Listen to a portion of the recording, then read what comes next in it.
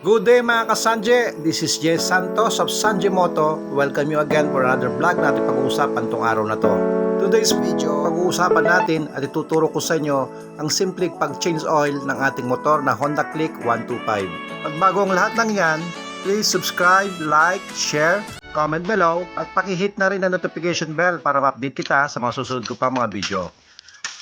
And ang pinakaunang gagawin natin is open natin yung drain plug na dadaanan ng used oil.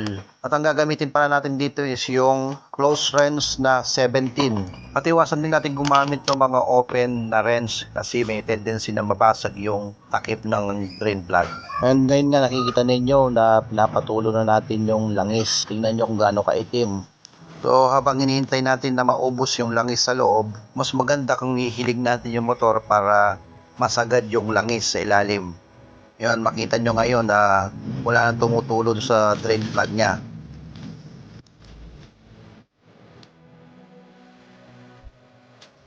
Yan, para mas malinis, punas-punasan pa natin para masiguro natin na malinis na yung drain plug natin.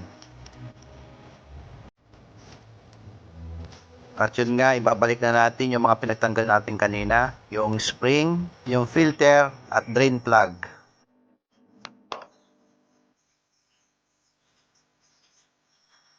Yan, unahin natin ilagay yung filter.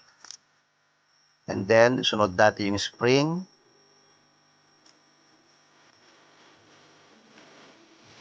Tapos, yung drain plug. Ang pinakauli. At saka na natin daan-daan isasara.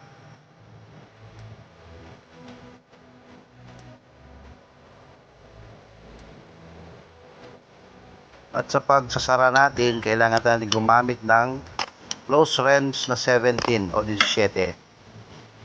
So, yung next natin is yung paglalagay na ng langis. Open natin yung dipstick na malapit doon sa radiator.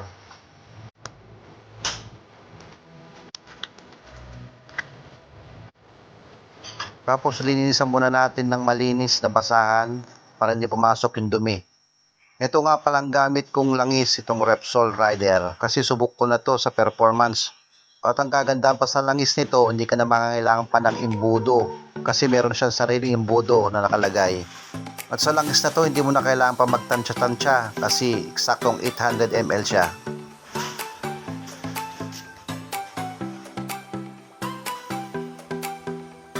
Alright, ito na yun. Ilalagay na natin tong langis. Ayan, ang kagandahan yan, talagang sakto yung tube niya at hindi mo na kailangan pag gumamit ng imbudo.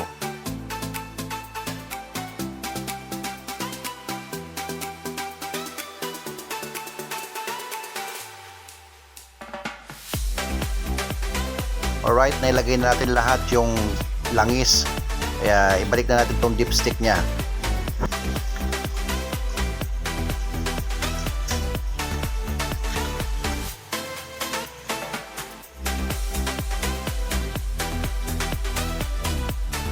So, after natin may lagay na lahat yung langis, it's time to reset natin itong change oil nya. Ayan o, nakalagay change oil kanya. Kasi after ng change oil, hindi mo naman agad-agad matatanggal yan. Kaya ang gagawin natin, pagsasabay natin, pipinutin itong select saka yung set. Yan, nakita ninyo, gumalaw na yung orasan nya. Yan o, yan ang counter. Pindutin lang yung set, yun, gumalaw na yung hour nya. Isa pa ang pindot, yun yung minute, gumalaw din. So isa pang set, makita nyo yun na nag-break na yun change oil. So kailangan nating set yan.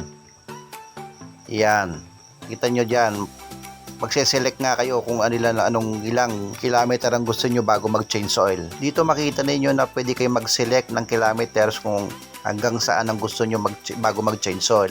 Hanggang 6,000 yan. So ako, ang isi-select ko is 2.5 kasi yung iba sineset nila mga 3,000 hanggang 5,000. So ako 2.5 lang. So ayan mga paps, nawala na yung change oil. So nakaset na tayo dyan. Hintay na lang natin uling bumalik yung change oil. So salamat guys, sa ulitin.